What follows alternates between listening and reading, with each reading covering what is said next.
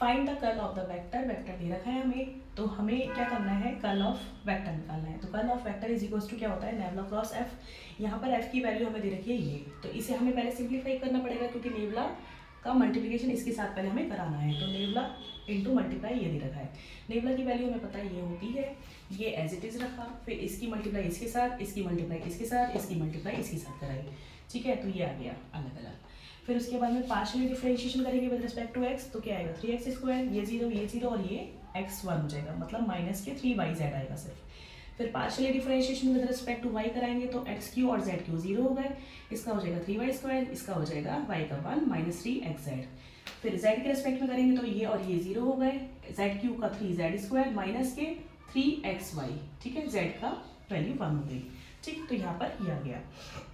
उसके बाद में हमने f को सिंप्लीफाई कर लिया है। अब f की वैल्यू यहाँ पर फॉर्मूले के अंदर रखेंगे, तो curl of f is equal to nabla cross f होता है, नेबला की वैल्यू रखी, cross as it is, f की वैल्यू हम निकाल चुके हैं, आ गया। अब क्रॉस अगर आता है तो हम क्या करते हैं, डिटरमिनेंट में रखते हैं वैल्यूज, तो i j k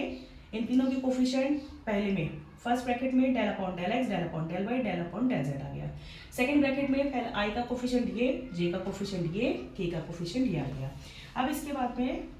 डिटरमिनेंट अगर हम ओपन करते हैं तो पहली टर्म प्लस, फिर माइनस, फिर प्लस, फिर माइनस, ऐसे चलता है। तो i प्लस, फिर j माइनस, फिर k प्लस, फिर नेक्स्ट आता तो वो माइनस होता, ऑल्टरनेटिव साइन चलते हैं। तो i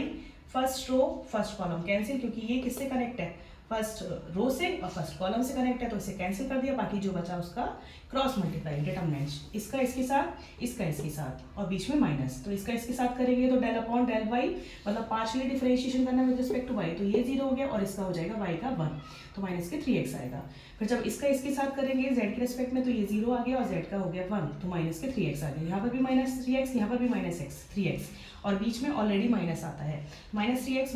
बीच में माइनस। सिमिलरली ऐसी नेक्स्ट जे के केस में सेकंड वाला कॉलम कैंसिल हो जाएगा, फर्स्ट वाली रो कैंसिल होगी, बाकी जो बचेगा उसका क्रॉस मल्टीप्लाई, इसका इसके साथ, इसका इसके साथ और बीच में माइनस। तो जब इसका इसके साथ करेंगे तो ये तो 0 हो गया, x के रिस्पेक्ट में पार्शियली डिफरेंशिएशन हो रहा है और x का 1 माइनस के 3y आएगा, फिर बीच में माइनस, इसका इसके साथ करेंगे partially differentiation with respect to z, तो ये 0, बीच में माइनस है, z का 1 माइनस के 3y, minus minus plus 3y हो जाएगा। Similarly k